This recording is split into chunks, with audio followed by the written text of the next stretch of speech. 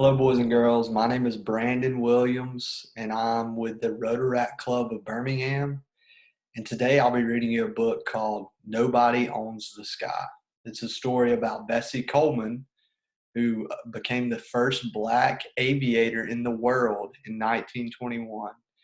And she went by the nickname Brave Bessie. And it's a really cool story, and it's good to see all of your smiling faces today.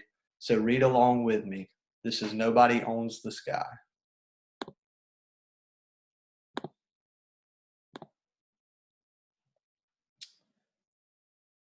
Nobody Owns the Sky by Reeve Lindbergh, illustrated by Pamela Pepperone. Here's an illustration of an airplane flying over some homes and farmland. It's a poem called Brave Bessie.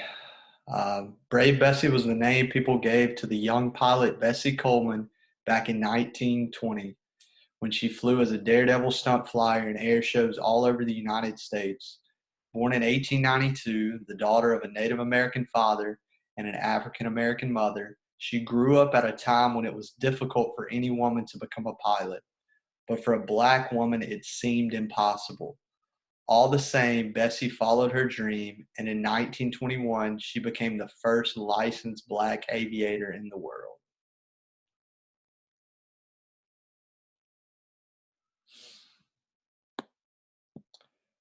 There was a young woman who wanted to fly, but the people said, "Kiss that wish goodbye. The sky's too big, and the sky's too high, and you never will fly, so you'd better not try." But this woman laughed, and she just said, "Why? Nobody owns the sky." Up above flew the dove and the raven too, with the redbird's red and the bluebird's blue, and the brown hawks circling far and few, and the call of the swallows that followed the dew. When the high wild geese come traveling through, with the wind on their wings flying free, flying true, she called to them all and she said, "Hey you, I'm coming up there too."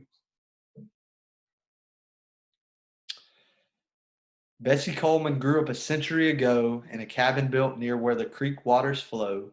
She worked picking cotton as white as the snow and watched cottony clouds up above come and go. Bessie wished she could rise up and fly high and low over Texas a long time ago. Bessie's mother had not learned to read or write, but her children were raised to be eager and bright. Bessie worked hard at school and she dreamed about flight. People said she was crazy. It wouldn't be right. You're a girl, not a man, and you're not even white. But she did not stop dreaming, not quite. She went off to college and wanted to stay, but it cost so much money that she couldn't pay. She moved to Chicago and worked every day at the White Sox barber shop, earning her way.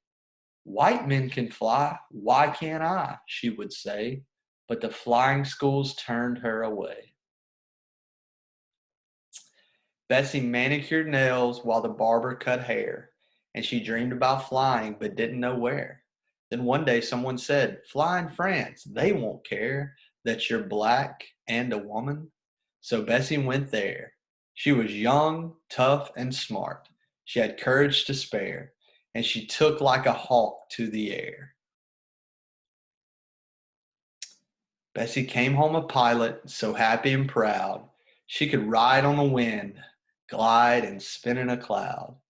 Parachute, loop the loop, Bessie drew a huge crowd. When she flew over airports or fields barely plowed, her courage and daring had everyone wowed. "Brave Bessie," they shouted out loud. On the ground, Bessie lectured to crowds big and small, people gathered in church or inside the town hall. "Come and fly, boys and girls, black or white, short or tall. Come and fly, everybody.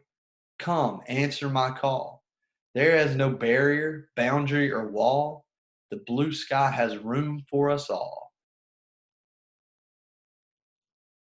Bessie's life was not long, but she flew far and wide.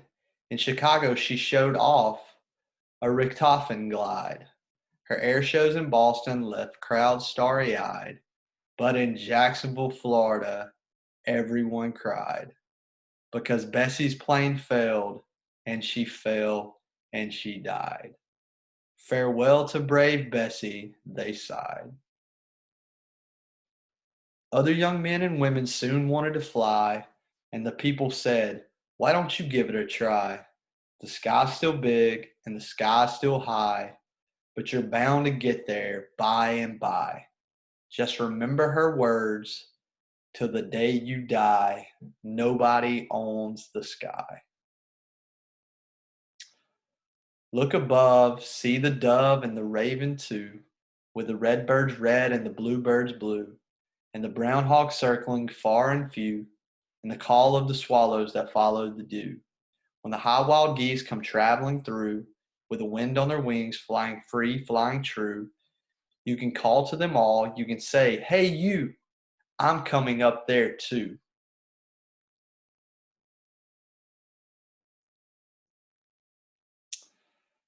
And that, boys and girls, is Nobody Owns the Sky, about brave Bessie Coleman. So I hope you enjoyed that book. It's one of my favorites.